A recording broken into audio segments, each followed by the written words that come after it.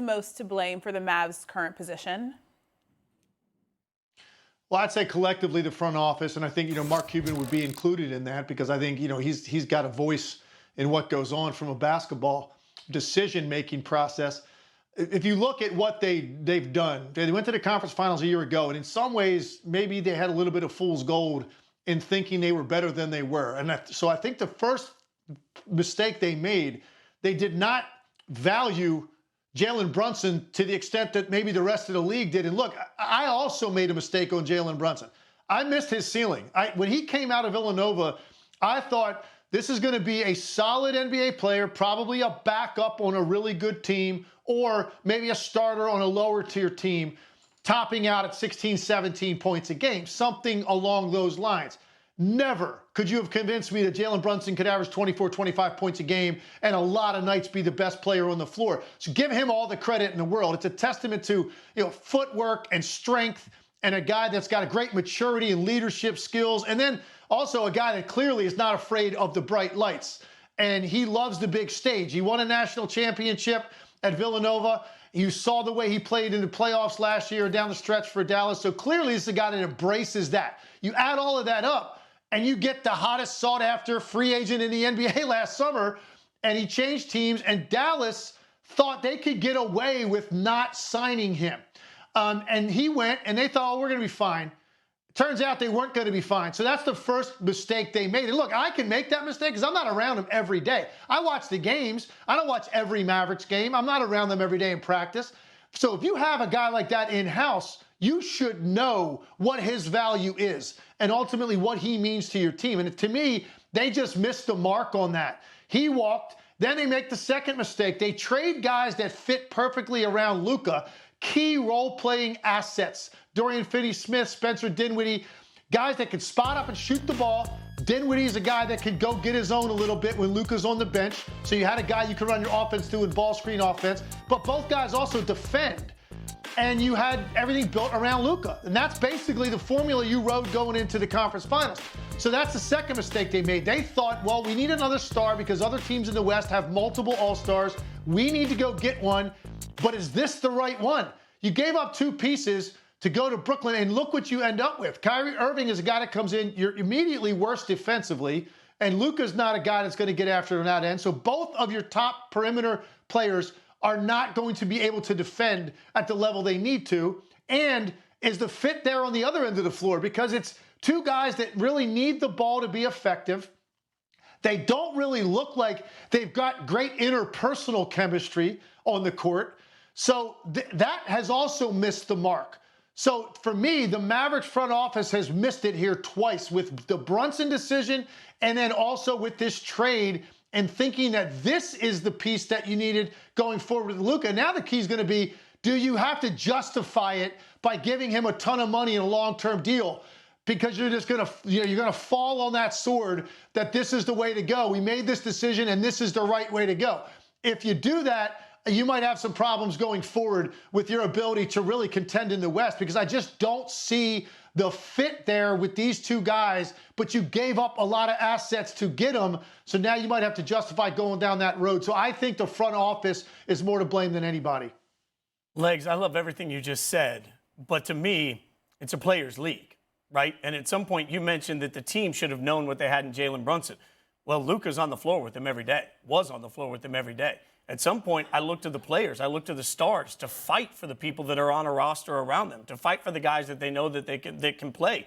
I look at the greatest of the great in the NBA and the fact that they have a hand in roster construction, because ultimately it is a players' league. At some point, to me, it's up to Luka to stand up and say, hey, this is what I want, this is what I need, this is who I can play around. You talked about how much teams built around and how they built their style around what Luka needs, but ultimately the interpersonal relationship, which I love the way you said that, between he and Kyrie is something that Luka needed to be aware of from the get-go, from the outset. There has to be some fight at some point from Luka, not just on the court and the way he acts, but also some fight in the way the roster is put together. Now, the Mavs keep trying things, but it feels like at some point they're just throwing spaghetti against the wall to see what sticks. And you've got to sit down with your superstar player. And when we talk about the best of the best, when we talk about the players that everybody talks about in the NBA, wants to play with in the NBA, the stars, the guys that are on billboards, Luka's one of them. And when you're one of the guys on a billboard, your hand isn't just in what you do on the court. Your hand is what happens on the court all around you. That's the new NBA.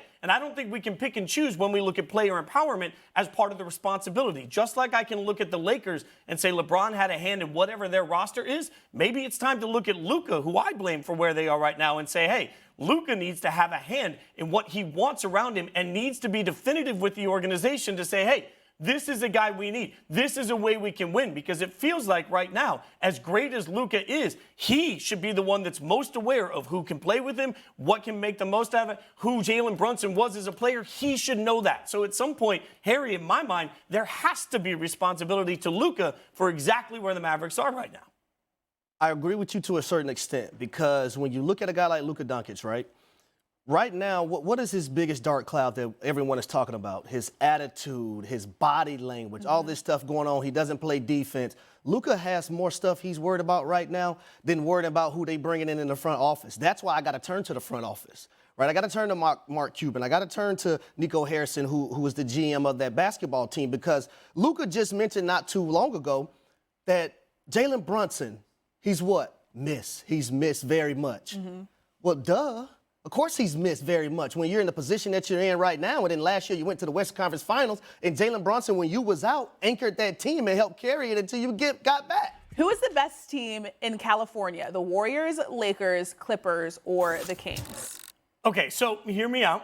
I got to qualify this a little bit. I know I just said the Lakers won't get out of the first round, but if we're talking about scariest teams out of California, it's still the Lakers. I'm not a total idiot, despite what social media thinks. Like, at some point, look at it a little bit like Mike Tyson. Mike Tyson may not be the fighter he used to be, but if I'm picking fighters I don't want to be punched in the face by, Mike Tyson's on that list, right? Like, if the Lakers get right and everything goes perfectly, and all of a sudden, to Harry's point earlier, AD and LeBron and everybody's got fresh legs and they feel like they can get through the schedule. If all of that happens, it's like the equivalent of using the turbo button on a Mario game. You can get through a race that way. If they're able to do that, then I think the Lakers are the scariest team. I don't think that if comes together, but if I'm banking on one that I don't want to face, that's the if that scares me the most.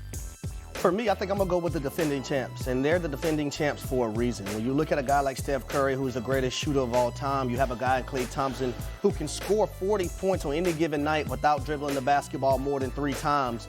I'm looking at the Golden State Warriors. You have a guy in Andrew Wiggins who's going to be coming back with that team. Now, if you would have asked me this question about a month ago when Andrew Wiggins' situation was up in the air, I probably wouldn't have said the Warriors because of Andrew Wiggins and what he means to that basketball team. You look at Steph right now, averaging 29. Klay Thompson, averaging 21.7.8 points per game. Jordan Poole coming off the bench, averaging 20. Now you have a guy in Andrew Wiggins, 17.1 points per game.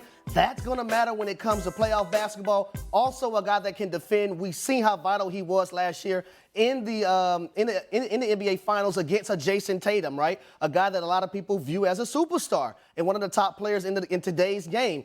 So I think the Golden State Warriors are a team right now that are the best team in California. Well, look, if I'm Denver or Memphis, I don't think it's much of a reward to be a 1 or 2 seed to get either of these teams in the first round. It just doesn't seem fair to get one of these 2 teams. If I had to pick between the 2, I'd say Golden State is scarier as well for a couple reasons. The first of which being, I think the most important element to their team that we saw this season to make them relevant again here going into this postseason is Klay Thompson is back. He's back physically. He had a phenomenal month coming out of the new year, lit it up. Now, this past month, he struggled a little bit with his shooting, but his shot attempts were down overall. But when you watch him play, it looks like Klay Thompson, the same guy that we saw that is, I think, the most combustible player on their roster, because when he goes off, it just looks different than any other player in the league. So that, to me, is the most important thing. Now, Wiggins is a massive factor, and I know he's going to be coming back here, joining them. It looks like he's going to be ready for the playoffs. But you're talking about almost 2 months away from the team. Whatever you're doing on your own to stay in shape, it does not equate to what they are doing. So what will his stamina be? Where are his lungs? How many minutes is he going to be able to play initially? It's critical because this team is nowhere near their top defensive teams that they had when they won championships. They're a middle of the pack at best defensive team. He answers a lot of that. He's long. He can guard 4 different positions on the court. And I think it also enhances what guys like Dante DiVincenzo and Gary Payton can do defensively, because now you can really put a suffocating defensive team on the floor. So Wiggins is critical in order for them to really make a run here. But if you're telling me the Golden State Warriors get the Sacramento Kings potentially in the first round and that's your matchup, be very interesting to see how many people bail on the Kings despite being the best story from a team perspective in the league this year and go with the 4-time champion Warriors. All that pedigree, all the playoff experience, big moments, so many guys on that roster have been in them. I'm going to bet on that, I think, and that's why for me they're scarier.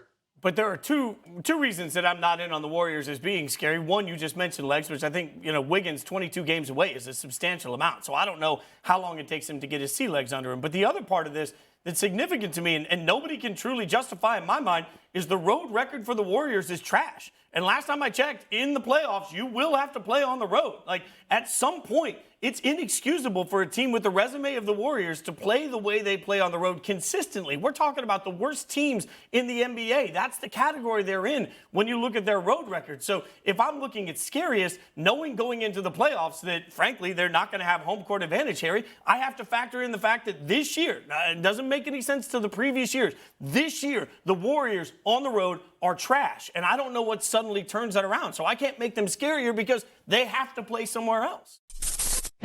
Thanks for watching ESPN on YouTube. For live streaming, sports, and premium content, subscribe to ESPN+.